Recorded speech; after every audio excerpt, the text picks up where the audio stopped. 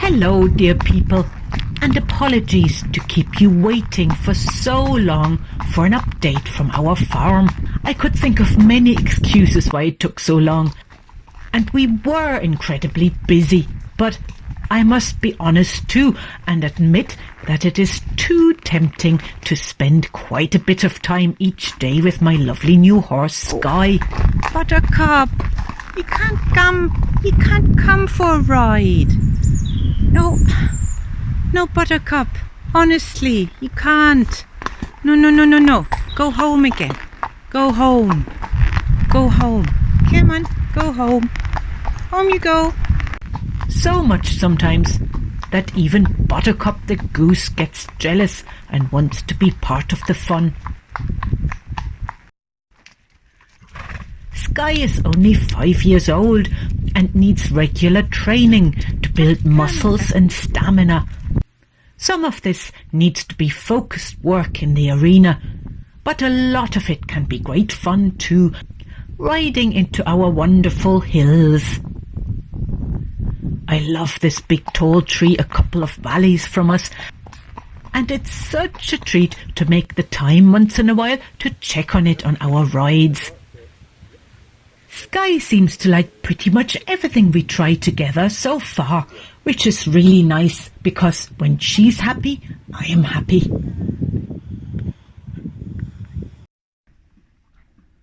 She's well bonded with the other horses by now, but I keep them all in small groups to give them their own space.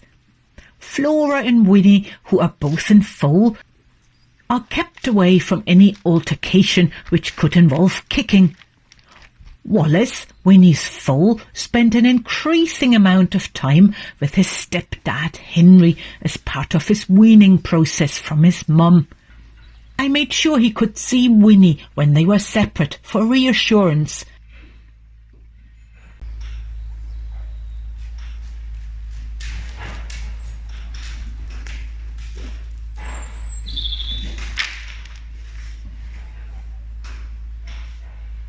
All right, little man.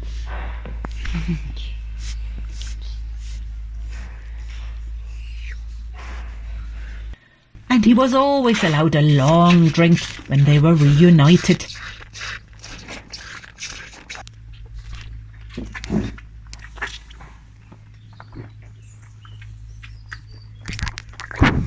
Happy again, eh?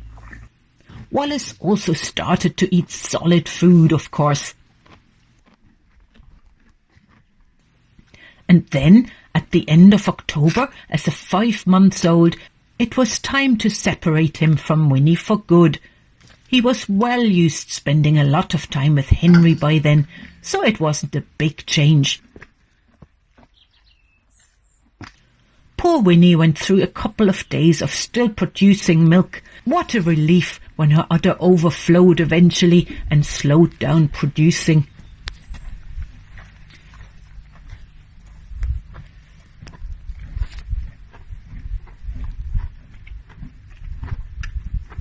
But she's been through this before and knows this phase is temporary and didn't get too upset. Flora keeps fit during her pregnancy by doing light work around the farm. She was very helpful with the harrow, preparing Tim's garlic bed for planting.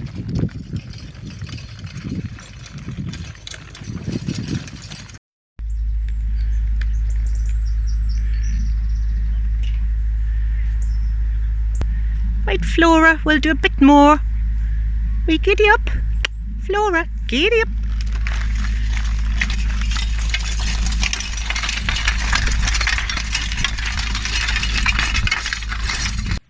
The apple harvest was just amazing this year. I must make a video of my favourite apple recipes sometime.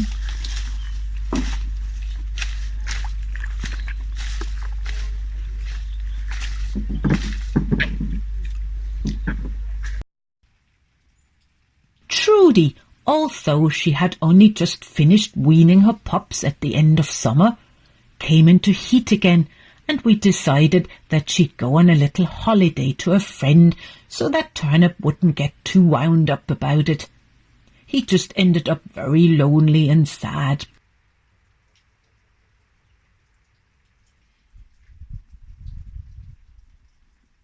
Poor Turnip. He was over the moon when Trudy returned after 10 days or so. Oh, Trudy. You just want a quiet time back home, don't you? Yeah. Oh, Trudy. I know. Turnip is so excited to see you. Aren't you, Turnip? You're excited too? In a way, yes.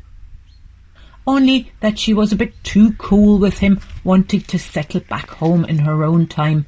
Poor Turnip. We went for a long trip into the hills to celebrate their reunion.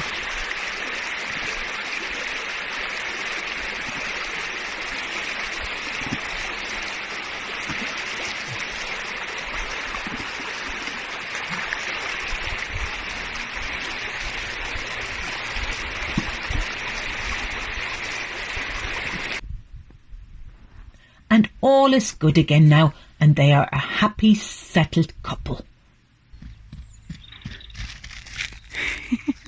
Polka, are you bouncing?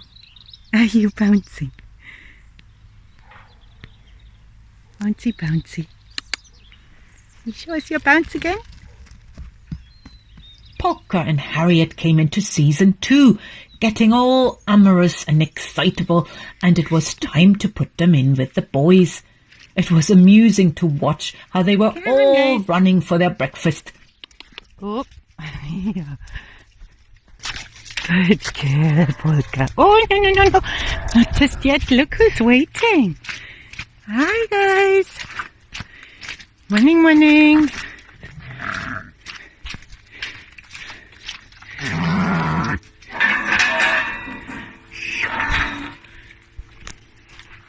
But suddenly Otto noticed Polka next to him, whom he hadn't met at all, as she only joined us in spring. Oh, yeah. He is delighted with her. Otto noticed there's a lady joined the flock. You haven't met Polka yet, have you? Yeah. Polka is busy though. Busy eating. And with the company of Harriet too, of course. And hopefully we will have lambs next March.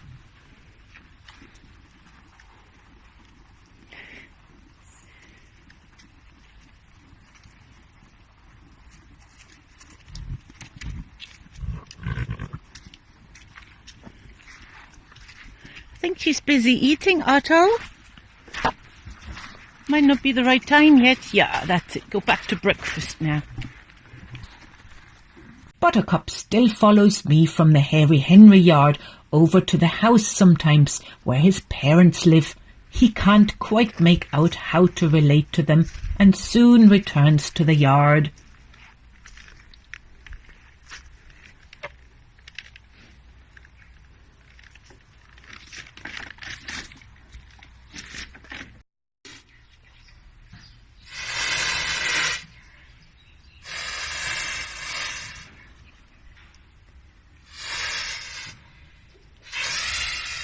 What you do, Buttercup? Look at you. How did that happen? Huh? One day recently I came home from an outing and he gave me an awful fright. His chest was covered in blood. If it hadn't been so worrying, I would have laughed about it as an early Halloween make-up. It turned out that he must have hurt his beak somehow and got a nosebleed from it and wiped it all over his feathers. Effectively frightening.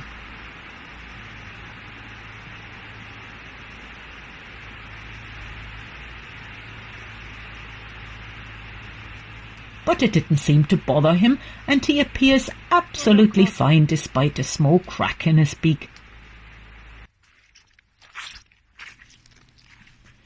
been so mild here lately, too mild for the season, and the garlic is pushing up fast.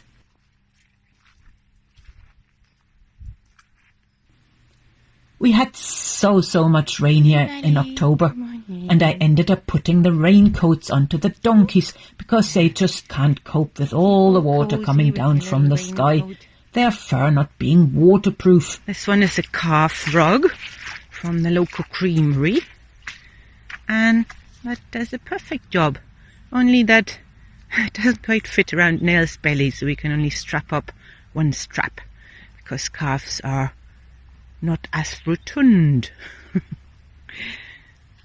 Now they are snug and dry and enjoy the last of the grass and rushes.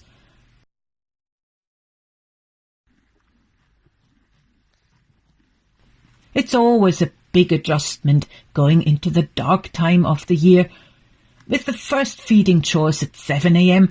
and the last at 10 p.m. I seem to walk around in the dark an awful lot. But I also like it really, when it's all quiet and you can see the moon and the stars. We are so lucky to live in this peaceful part of this mad world.